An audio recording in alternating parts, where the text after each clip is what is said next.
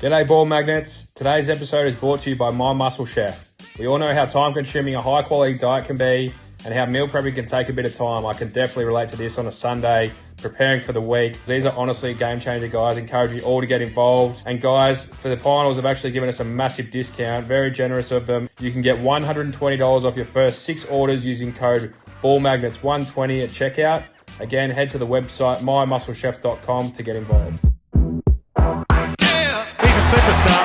He is an absolute superstar, Tom Mitchell. Cripps at the back. Cripps is too good. Nil, yes! Oh, how good was that?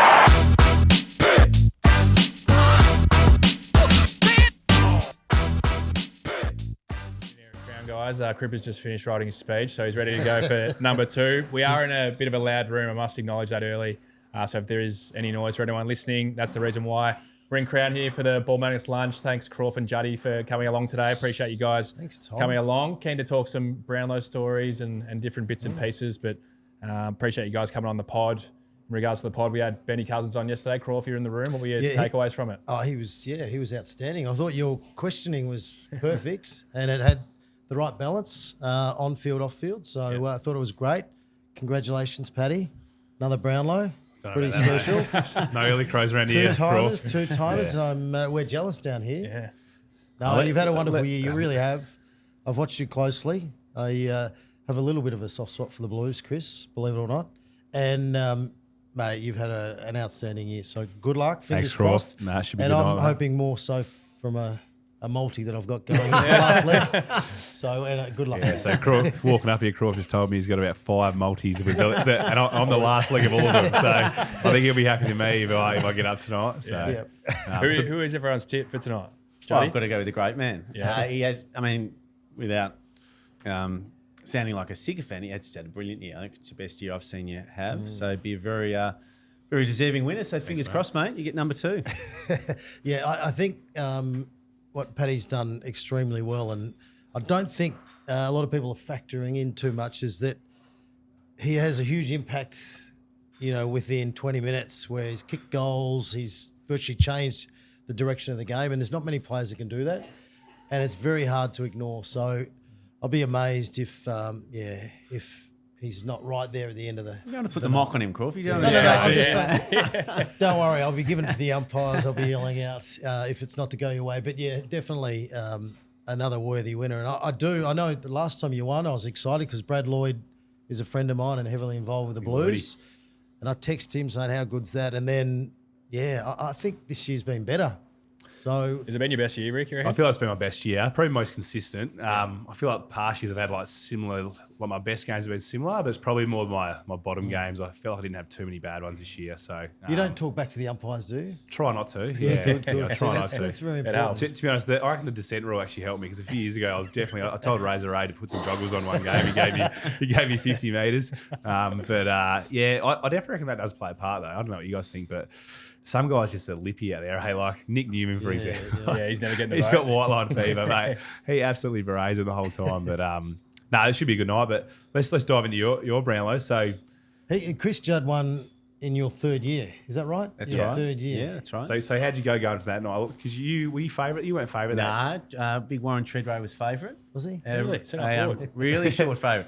Yeah, back then people felt they could still win it. I think it's sort of accepted now. It's going to be a mids award. Yeah. But he was favourite, and maybe even Nick Reebok was second. I don't know. I think I was 3rd favourite. So really limited expectations. Still a real baby. So no expectations. Then just had this realisation, which most guys have when they win one, with about 2 or 3 rounds to go. Like, shit, this is actually going to happen. So big thrill, crazy night. Did you carry on? Carried on. Yeah, carried on. What time? Late. I want to go with north of 5. Right. You got to And do up, it. Though. Yeah. So very late and up early. Who was with Yeah. you? Who was on your table? Was it like was the West Coast crew? Yeah. So Dean Cox? Was he around, or was it Cox, Ben Cousins? Cousins. Was it Kerr? No, getting I'm not pretty sure. wild, I I don't think. think Curry was there. No. I reckon Curry had surgery. He could poll a vote, Kerr, as well. I was looking. Curry could poll. He Like, came second 2 or and 3 third. times. Yeah, he was always up there. So, and then Heat was still going then. Yes. I reckon the after party was at Heat. Remember that? Up at down the Crown? road, yeah. Yeah. Before our time, Rick. Yeah, I know. Yeah, but sort of a dad joke. Yeah, we don't get it. It was a recognition among was Shane. used to Yeah. I don't know what your demographics are on the pod that may have missed them. I think it's a karaoke bar. yeah. So anyway, it was lots of fun. Yeah, I just remember that week was the exposure that week is sort of mind blowing when you're not used to it, isn't it? And that was the first real experience I've had out of that level of media attention and publicity. So it was a bit of a head spinner, but brilliant memories. I think everyone expected Chris Judd to win a Brownlow because there was the Judd rule down at East Sandringham, because I think you had one year where you used to virtually carry the ball from fullback all the way down the field, bouncing, dodging. So they brought in a 2-bounce rule. And that's true, isn't it? No, the 2-bounce rule was there. Okay. What I sort of implemented was to take 2 bounces and do a little dribble kick to yourself, Start again. and then you get a couple of new bounces up your sleeve, which people felt wasn't in the spirit of their game, and they're probably right, Shane. So I think that rule's now in place. What about 99, Crawf? Talk to us about that. 99 was in Sydney. First time ever they had the Brownlow away from Melbourne, and I was hot favourite. So you feel... It's funny because you feel like you're going to fail or you've disappointed if you don't win. So there was a lot of pressure, and I'm thinking, if I win, because you only get a few players from your team invited and the rest are virtually stuck back in Melbourne. So I'm thinking, I'd love to be around my teammates and share it. But as it turned out, I got across the line, finished strong. And You'd won it early, hadn't you? With 5 6 rounds to go, had you won it? No, it was still... I knew I finished really strong my last 5 games, but Mark McCurry from Essendon was hovering around. Essendon had a great team, and he was a wonderful player at half forward. And you never know until the last couple of rounds really what the umpires are thinking, and it can change. But it was fantastic. It was a dream come true for me. A little boy from a little country town to go off and play AFL football, but to win a Brownlow, which was always something that I wanted to do. I said to Mum, I want to do that one day. And then they did a live cross to the Finley RSL club where my mum lived. My mum worked. And so she was at work, but I have a grandpa in the background and all my weird friends from Finley just going off. The town went off. So that for me was super emotional, and really it's not just about me going off and playing AFL football. It's about how you can affect, the little community, and how you can inspire them and give them feel how they can feel pride about their little town. But I don't know, I'd like to ask this question, because the AFL put on an after party, which hopefully you'll invite me to tonight. I promise I won't drink too much. And in Sydney, because there was only a couple of us from Hawthorn, so I thought, I'll just invite everyone back. So I invited everyone. And I can still remember that night, Paul Seaman, our big ruckman, he didn't drink much, but I remember... Powing down vodka sodas. I remember him chasing through. It was a highlight of the night, apart from winning the Brownlow. Him chasing through our party. Craig Hutchison, who was working for the media, had obviously said something or written a poor article about him. He was chasing him, trying to knock his head off. Would have caught Hutchie pretty quick, I reckon. No, back then Hutchie was Trained off a little. fleet He of was quick then. So it was a highlight of the night for me. So, no, we had a great night. Did the AFL put on a party for you? Can you remember? There was a room just off the side where there's some drinks and stuff. I reckon we went back there for a bit and spoke. My parents were there at the night, so I spoke to them and everyone in the circle, and then we felt Heat was sort of a more appropriate place to, to step things up. Were you the same? Yeah, I was the same. Yeah, I think it might have been Club 23 actually. Oh yeah. Where I'm not sure if that still changed exists it now. a year Yeah, it's ago. changed. It's something else. Yep. I remember when you won, Rick. There's that little. It's the Atlantic, wasn't it? Yeah, it's the Atlantic. I think that's what it's called. Gets a bit blurry there. He knows. Yeah. Everything becomes a bit of a blur. And the next morning, I flew back from Sydney, and as they do to get you involved in all the functions. And I'm not a big drinker as it is, but I was very hungover. So I did a cross on on one of the morning shows from the Harbour Bridge. And I was dry reaching a lot. And then I got on Kerry Stokes' plane, who's the boss of Channel 7, which is a private jet, which Chris would be very familiar with. I think you've got your own, haven't you? I don't think so. Wayne. Judd Airlines. And we took off from Sydney Airport, but jets don't just take off; they go virtually straight up in the sky. And within a minute, I was in the bag, Oh no. spewing on this private jet, thinking, shit, what have I done? But yeah, great memories and a lot of fun. What about, I'm just going through the years here earlier, 03 Crawf, so that was the year where there was the three-way tie. So Yes. Goods, Rashudo, Buckley. Yes. And then I didn't know this until today, but there was three, so they were all on 22 votes, the winners. There was 3 on 21 votes. Yep. So a vote behind, and they were Crawford, Cousins, Wanganeen. So there could have almost been a six-way tie. Do you remember? Yeah, no, I do. I wasn't thinking. I thought I'd poll some votes, but I wasn't thinking I'd be winning. And I think I copped it a fair bit during the year from Caroline Wilson. She dug the boots in, saying that I was having way too much fun on TV with doing the footy show and wasn't concentrating on footy. But so I do remember that year. But when you look at those 6, and I think even if you sort of look further down the list, it was probably, when they look back, they think it was one of the great Brownlow medals with the quality of players from each club and how high everyone polled. So, it was pretty amazing to be there and, see Rashudo and Buckley and Adam Goods all up there together, and would have been interesting. It might be the same way tonight. Yeah, you could Juddy. see tie tonight, couldn't you? Yeah. Certainly. Nick will poll a lot, I reckon. And then He'll be Lockie's high. such a big vote getter, and he'll get 'em. he had a big second half of his season. Yeah. So Yeah, I think they're probably. I don't think the Bond gets enough votes, does he? We were just chatting about that. I think he might be a step off those 3. Yeah. Who He's knows, very, though? very Yeah. similar to Paddy though. Like He's a he can, superstar, his yeah. quarters, he can have huge quarters, and I suppose it just depends if it's the second half where the umpires are thinking, oh yeah, actually he shifted the momentum. And So- no one really knows either. Like No, you it's talk always with a bolter. such, you It's talk always with a such bolter, certainty isn't it? now. Yeah. It all that takes Like is a sarong or someone. You I get don't know. ones when you felt like Yeah. you should have gotten threes, and you can tell that by about 6 or 7. You Yeah. pencil someone in for a few threes and they're getting ones. Yeah. You know it's going to be hard from there. Yeah. And then at the end, it all makes sense. And everyone, It sort of evens out, doesn't but it? public opinion gets swayed so much by the gambling Yeah. odds and sort of the media at Yeah. this stage of the proceedings. So we'll wait and see. I reckon that's what makes the count exciting, because otherwise you know exactly who's going to win Yeah, every yeah, year. that's So right, you go yeah. in and a few guys, I remember chatting to Lockie last year. He got 3 when he got 20 touches. Or Yeah. and he's like, I didn't expect that. Nah. Then you have some games like you say where I remember when I won at the first round, I thought I was a lock for 3. I got 1, and I'm like, Yeah. I have no chance here. So I just started tipping them back, and then I thought it was 0 chance. Steamed I was home. like, everything has to go right here, and then you pick up a few ones where you didn't think you'd get them, and then you're back in the race again. And Yep. It's on. I want to ask some questions. So me and Tommy always talk about it. So the guys at the top of the game, they have to be wired a little bit different in a way in terms of their training. Like, what's some of the crazy stories that you can remember early days that gave you that difference, or you felt like you had to do to be at the best? I remember chatting to you, Juddy, about early days when you had a shoulder reco and you were doing some running. But what's some of the craziest training stories you've done, you reckon, over the years? Oh, well, that was my whole mantra, was that to be better than other people, you need to do things that others aren't prepared to do, and for that to be effective to performance. And it was as simple as that. So that was easy when I could train more than other people.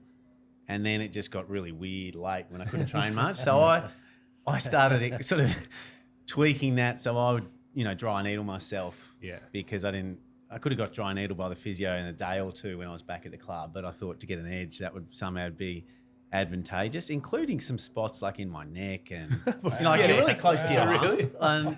So that was just moronic. So I used to love the John Annear story at West Coast. So John Annear was the physio at West Coast, but he played at West Coast in the late 80s, early 90s, and he was a unit, like a real hard training sort of unit, and he would play when he played an away game. If he wasn't happy with how he played, his girlfriend would be there to pick him up from the airport.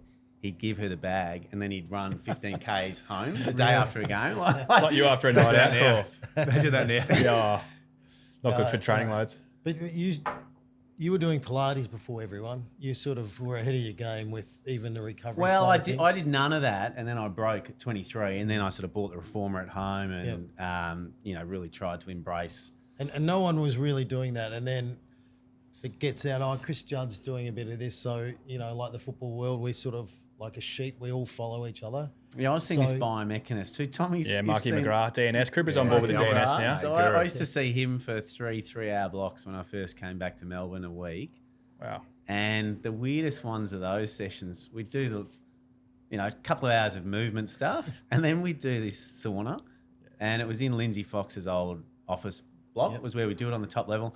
And before the sauna, we'd slap some sort of orange concoction on us, and we'd have 15 minutes in the sauna, and it was boiling. Then you'd come out on the balcony and regroup for a few minutes, did another 15 minutes, regroup. But I didn't think about it too much initially. And then at one stage I was looking up and there's all these office workers looking down on these two bald men lathered in some sort of an orange concoction in their undies. And I thought, this gets out. I don't know what the story's going to be about. So anyway, that was always a bit fun. Works. Yeah. This episode is brought to you by Davos and Miles Wealth Partners. I've been with Nick Davos and the team for multiple years now, as have a number of my teammates and a number of players around the league in the AFL and AFLW. Whether you're an aspiring athlete or someone that is trying to set themselves up financially, I encourage you to set up a meeting with Nick. You can't go wrong. They've helped me secure a home and set up a financial plan for me moving forward to ensure that I'm in the best financial position possible when exiting the game. Obviously, once you sign your first contract, you're clearly focused on your football performance, but having someone in your corner to help with your financial position when you exit the game is so important. Davos and Miles, thank you. When I hit the golf course with the boys, we like to keep it competitive by having a friendly bet on who has the best score, longest drive, and even nearest to the pin. To place these bets, we use Buddy Bet Golf. Buddy Bet Golf allows you to bet against your mates within the app. Simply create your bet in the app, invite your buddies, play the round, and then declare the winner. Buddy Bet Golf takes out the hassle of carry cash or chasing out the mate that stiffs you on a bet. We all know a few of those. Download the app today and give Buddy Bet Golf a try. What are you really gambling with? For free and confidential support, call 1800 858 858 or visit gamblinghelponline.org.au. We were asking Cuzzy yesterday, Juddy, what it was like to play with you. On the contrary to that, what was it like playing with him? What were his best attributes? It was a gift for me, and it's nice now people recognising Cuz for more than just his battles with addiction, because he was such a brilliant player. In many ways he was a great leader and really thoughtful person. But for me, he just gave me behaviours to model when I first got drafted. Like, he was so obsessive about his preparation, about his diet. I remember his weight. He needed his weight to be within. Spoke about that yesterday. I want to say 80 to 80.5, he said. Yeah, within that's right. That's right. Within a quarter or half a kilo, and he could get it to that spot every week. And it was like a jockey. And this was before, so I never saw him put Powerade in his mouth. Yeah. I didn't even think on game day. Yeah. So this was way before the I Quit Sugar sort of craze. Yeah. So he just really, what he instilled was just taking ownership over your own program. And he never sat me down and said, look, this is what you need to do to be a good footballer. But you could just watch. Like, you saw what he was doing. You saw how infuriated he'd be if a fitness staff member tried to get him to do something he didn't feel was beneficial for performance. Well, he said he took creatine for 3 weeks and he put on about 3 kilos. He would have hated And creatine. he took the fitness guy he'd had inside. the best and pre-season he he'd just ever said, had. right, Yeah. we're going to change, and virtually said, no, But this can't happen. It wasn't a conversation like that. Like, he was, I walked past because the fitness guy wanted him to do a different type of running because he loved repeat sprints. Yeah. Like, he was really Lactate running. Yeah, which back then it wasn't as big a thing. Yeah. And the fitness guy didn't want him doing boxing, and he'd just be going berserk. Like, it was big because, and that's what footy is. Like, when you're out on the park, it's a really high stress environment, and you need sort of a raft boat to be able to hold on to. And for most athletes, that's their preparation, and you want to feel within yourself that it's as good as it could have been. So he was wildly passionate about that. Yeah. He's your favourite, wasn't he, Crip? Yeah, him and Juddy. Like, so I was year 6 when they won the 2006 grand final. So I was in the crowd that day. So I was next door neighbours with Daniel Chick. So when we grew up on a farm, Chicky was next door. We had a bit of to do with Crawford. So Gerald Chick and my old man are real good mates. So I still remember the grand final parade where you hopped up on we made a banner, Slick Chick number 17, climbing up in this building. The cops told us to get out, and Dad's like, well, if you want to climb up the building and get him, you can go for it. So it's 2 little farm kids, me and my brother up there. So we had the banner, and as we drove past, Chicky gave us a thumbs up. We actually made, I think, the second back page of the Herald Sun. Yeah, good. No way. Got the scissors out, mate, cut it out, thought we were rock stars. So, but no, I was lucky then because that 05, 06 sort of time was as good as you get as a young kid watching. I remember the whole last quarter I didn't talk in the grand final. I was that nervous, chewing my fingernails, but that was a cool moment. But and then I remember I met Cuzzy. Actually, the first time I met Cuzzy was at Maney's funeral. So Maney was my dad's first cousin. So his mum was a Cripps. So I actually met Benny Cuz at that at his funeral, which was obviously a sad day, but I was that up and about to meet Benny Cousins because he was the man then. So it's just cool moments that you remember as a kid. So well, he obviously won in 05, and then another teammate of yours, Daniel Kerr, he was a vote behind on 19. Like, his career gets forgotten about probably because of the star stature of you two, but he was always in the running to win a Chaz. He was a star. He was a gun. The Fonzarelli, as he's affectionately known. You experienced the Fonz in an Ireland. We went to Ireland. We had a couple of young kids join the tour. It was Daniel Kerr and Chris Judd, and I loved it because you got to see, and obviously see what these guys are all about. And he was a wonderful player. I remember playing West Coast, and we were always so worried because they had so much running power. Cousins, Judd, Kerr, but maybe we prepared too much because we used to think that they would make diamond formations when the ball would go out onto the wings. They'd run so hard that they were able to make a diamond formation with their patterns, which probably wasn't the case. It was just the hard running, and they'd just get to the right spots and had great awareness. But they were incredible. Like, when you think about it, like, you've got to have players that can win the footy, but then you got Judd, Cousins, Kerr. They don't just win the footy; they can outrun anyone, and they'll do it all day. So it was always very scary when you took on a team like that. But you speak about, Crippa and Bond. He was a real. In 10 minutes, he could take a game away from you, Curry. He was a real, like a little mini Wayne Carey at times, albeit different positions and everything. But he could tear a game apart quickly. So he was a star. Juddy, how did you find, you say you go from like nearly the best midfielder of all time, then you come to the Blue Boys with Murph and like obviously young mids. Did you find that transition hard? Like, did you, I suppose at Eagles you probably shared the tag a bit, where you come to Carlton, you probably get tagged every week, probably have to play a bit more of a contested brand rather than, Curry did a lot of that work, even though he did as well. Did your game change? Did you find it harder or? Oh, a little bit. I mean, I knew, I probably underestimated just what an amazing ruckman Coxie was, and just thought what a brilliant stoppage player I was. When I didn't have him just putting it down my throat, life got a bit harder. But look, we were young at Carlton early, but it was what was exciting as well. Yeah. And whilst we didn't make finals the first year, we did the second and the next few years after that. So you did really feel like we were on that improvement curve, and we were for a while. So, I sort of probably played a bit more inside. Yeah. Than I had at West Coast, and that was a combination of being part of a younger team, but also slowing down too. I probably never quite got that same leg speed back. But look, they were, my first 4 or 5 years at Carlton. That was, as long as you're in a footy club that's improving, you feel like things are on track, and that's very much how it felt then. So they were sort of good times. Yeah. Did you play around with your body weight as well, Juddy? Like, we spoke about Cuzzy before around he had his sweet spot, but obviously went from more of a running outside powerful player to a bit more on the inside. Did you put on a few kgs to compensate? Yeah, I got a bit heavier late. And a part of that too, I sort of wanted to be doing what other people weren't. As everyone got lighter, I thought, well, maybe I'll try and go heavier. Yeah. So I thought about that. And that was all right until I really started to fall off a cliff, and then I just couldn't run. Yeah, like the last couple of years, that was problematic. But up until that point, I thought it was all right because it was just a different sort of look at it. Yeah. But it was never quite as obsessive as Cuz was with it. Yeah. What about if we move to 2010, Juddy? That was another special night for you. But do you went to that count as not one of the main favourites? No hope at all. Like, not really in the discussion. No. So you were I'd missed heavy the first 3 games. Yeah. 3 or 4 games. Yeah. Then you went 5 threes in a row at some point around that. Just the first 5 games. Went bang, bang, bang, bang, bang. So it was like, from then on, you're like, we're really in this. And it was so obscure, we were just giggling, and it was just so unexpected. Who was favourite that night? Swan. Swan had the brown. I reckon he was right? $1.90. Are you kidding? Like, it was, I reckon he was even what were your shorter than odds? Crippa. Do you remember your odds? 15 to 20 to 1. Wow. Oh, man, to be able to tell you. Exactly. But,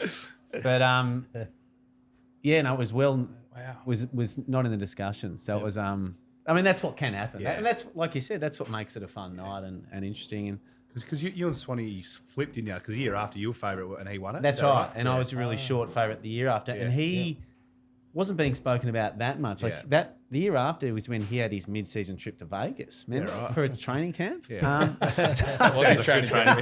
Yeah, might do the same thing. So we sort of Whatever flipped works it. for you. It was a different time back then, wasn't it? Like, imagine sending one. Oh, no, it wasn't Vegas. It was to Arizona, wasn't it? Yeah. We went to my first year. I reckon you went to But not Flagstaff. middle of the year. Nah, Like, we went it was early pre-season. No, that's unheard of. Yeah. yeah. Mental break as well, I suppose. Yeah. Everyone's different. Whatever So works for you, you got to figure it out. Whatever works. Yeah. But when you're talking about body weight, like I was so full on, like I stopped doing bench press and that because I felt like it didn't help me run. Yeah. And I'm like, I'm a runner, like I need to try and outrun whoever I play on. And so I was really pedantic when it come to, no, I don't need a big chest. I'd like a big chest if I was going down the beach Last or 5 hanging rounds out of the with Chris down the beach. Off-season program when you know you're not making finals. But so it was more about power cleans and a bit leaner and meaner was sort of where you get your head. But I think it takes you a while to work it all out. You sort of work out, oh no, I actually don't want to be heavier here. I want to be lighter here, or I want to be faster. And I think, especially when I started training, was very. We wouldn't even kick footies until after Christmas. We would just go and do bricks and run around the streets. Yeah. Wow. And we were training so wrong for such a long time. When I look back now, I'm like, if we were starting now, we would train so differently. Yeah. But that just gave us confidence that we could, get out there. But we'd start games and we couldn't hit a target. You could run, though. You could run all day. We could run all day, but we turn it over and we get smashed. So Yeah. footy's come such a long way, and just train properly and train for your position. No point doing 10K runs. I wish I knew that sort of halfway through my career, but that wasn't the case. I think most guys, it's just they start and they're undersized. Yeah. They try and get as heavy as possible the first 3 years, and then they spend the rest of their career trying to get as light as possible. For me, I like the idea of just whatever your superpower is, just make that your real strength. So if you're a runner, you only get heavy. If you're going to be an inside bull, be an inside bull. Just getting medium at everything doesn't feel like a great outcome.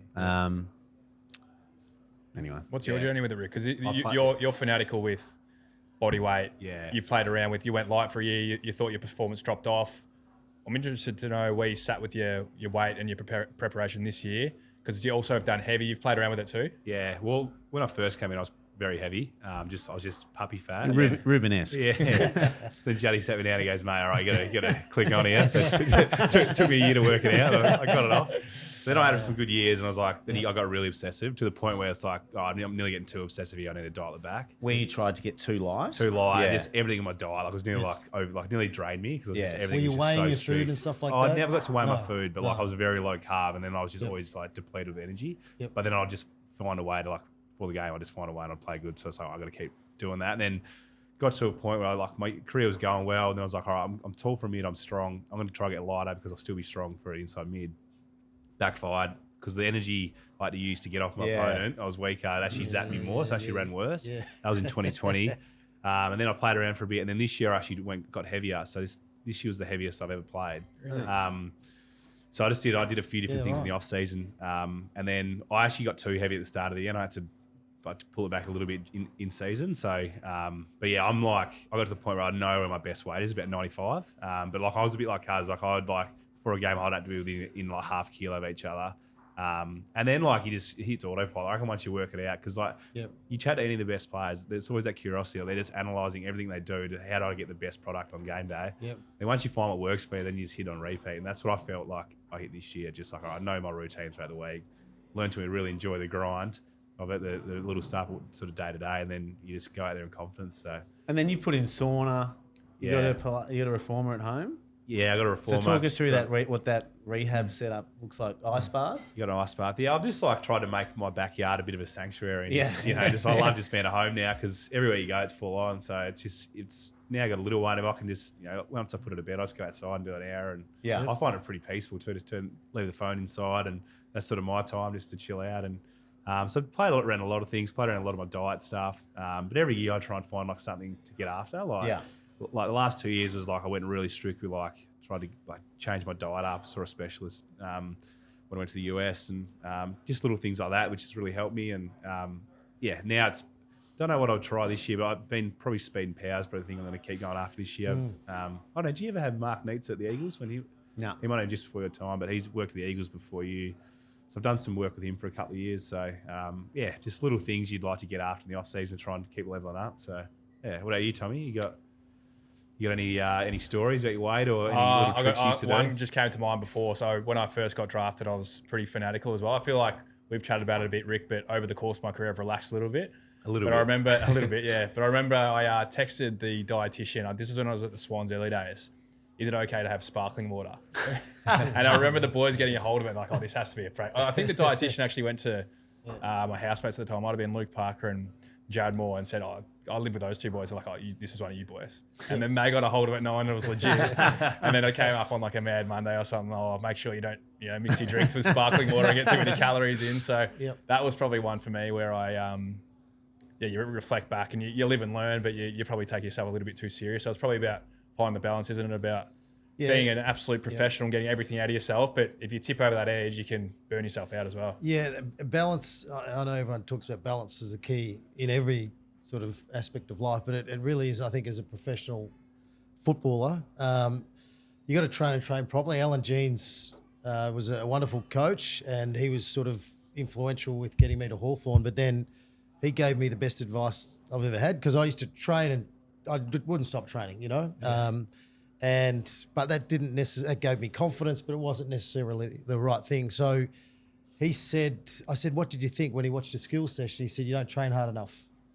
And I'm like, what? And he said, you don't go fast enough when the footballs come out.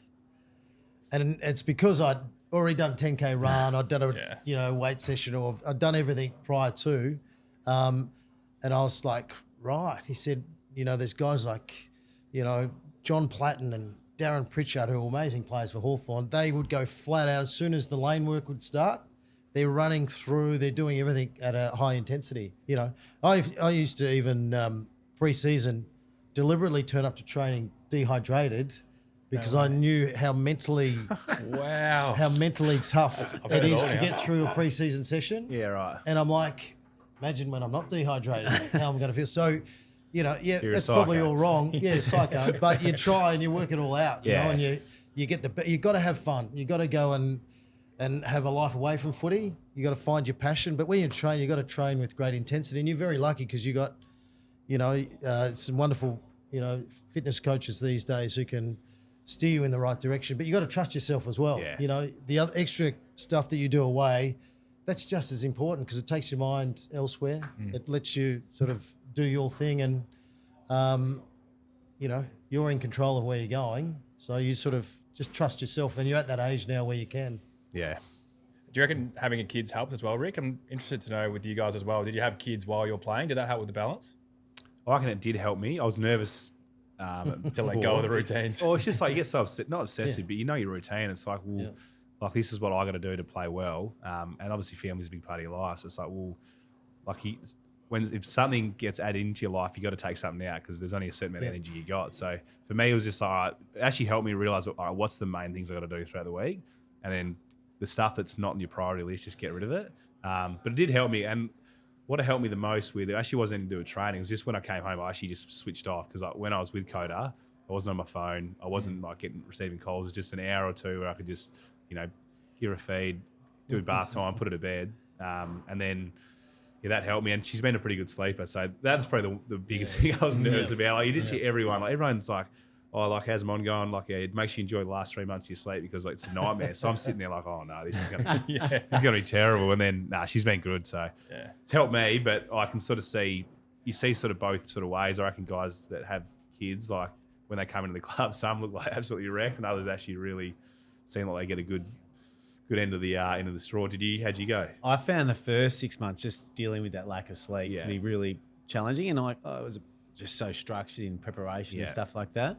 But the whole thing's just magical, and it's nice to have something that dwarfs the importance of football, particularly right towards the end of your career, which is a hard time because you sort of feel your footballing self dying to be having something that, and that was really just about the first time I'd had something in my life that just dwarf the importance of football. Yeah. So that was that. I mean, they've been the best. But yeah, that initial just sleep deprivation, Big adjustment. towards the end of the season was a bit of a shock to the system. Yep. No, I don't recommend kids to anyone. No, for me, my son was towards the end of my career, and I hadn't been a part of a premiership, so I was so excited about playing my 300th and having my son run out, even though he probably can't really remember it. It was so special to me. So to be able to have that moment, and that's what life's all about. It's creating memories and having little moments that mean something to you. So that was very, very special. So I'm so glad that, and when I look back, I'm thinking maybe if I had them a little bit earlier, it'd be nice to have them fighting around the footy club and just to actually, I suppose, be aware of what used to happen. I've got 4 boys, and my 2-year-old obviously couldn't take much in, and all the other boys don't even know Dad really played footy, Yeah. So I think that would have been nice to have them fighting around the club at times, because clubs do it really well with their kids. Yeah, that's the best part, I reckon, now. Like, I think we've got 8 on the way this off-season. Wow, and there's a lot there already, isn't there? So there's something in the water. You're not training hard enough. Father sons. Yeah. Father sons out there. Well, I think the first 7 kids at the club were all daughters. Is that right? Yeah, so AFOW. I had to do a bit of a study around that. Yeah. So I told Russ that we're all training too hard because they reckon athletes are more prone to have girls and boys. No, bananas. That's the They say research. bananas. If you Yeah. eat a lot of bananas, you have some boys. Yeah. Okay. So the Can you AFL believe that? Trust the science. rules been smacking bananas. Last one, boys, we better wrap it up. But in terms of the balance on that again, because it is so important, and we've got a lot of young listeners out there. Juddy, I'll start with you. I know you've got a finance background, and we've had a few questions with some young people around setting yourself up financially. WSMI was a sponsor of ours who helped us put this podcast together. But what would be some advice for any young people in terms of setting up your financial future? Like, what are some things you can start with? I think the most important thing is to just have a plan. So, and that's sort of just your basic wealth management, financial planning sort of setup is, here's my wage, here's what it costs me to live, and here's my goal of what to save, and then just not take too many risks with that. So, simple things like index funds or term deposits, things like that, but get in the habit of having an actual plan rather than just being tempted by whichever sort of shiny opportunity gets put in front of you. I think if you've got that plan from the start, you're more likely to have a much better outcome. And I'm not giving financial advice because that's Chris's go, but there's no quick fix either. If it sounds amazing, you're going to make all this money quick, there's every chance that, you need someone to look into it. So slow and steady, I think. Yeah, slow and steady. All right, well, let's wrap it up, boys. It's just a finish. I think we've all agreed that Cripps is taking it home, so we'll be the after party. But who finishes out the top 3? Who's in the top 3? So I'm going to go Cripps, Dacos, Neil. Okay. Cripps, I think Dacos, and I think Zach Merritt will sneak in as a bit of a roughie. Because I think he put pressure on the opposition really well this year, probably more so than he has in the past, and I reckon the umpires will be aware of that as well. Goulden's not suspended, is he? Nah. Okay, well, I'll go Cripps, Dacos, Goulden. We'll like that. Different. You'll take away who's going to win it. So I think a roughie is Tom Green. Yes. That's a good roughie. I reckon people underestimate. He just gets 30 in his sleep, and they've won a lot of games. No top 4. The other one's Sarong. Sarong just finds it. So they're my 2 that I reckon could poll very well. Yeah.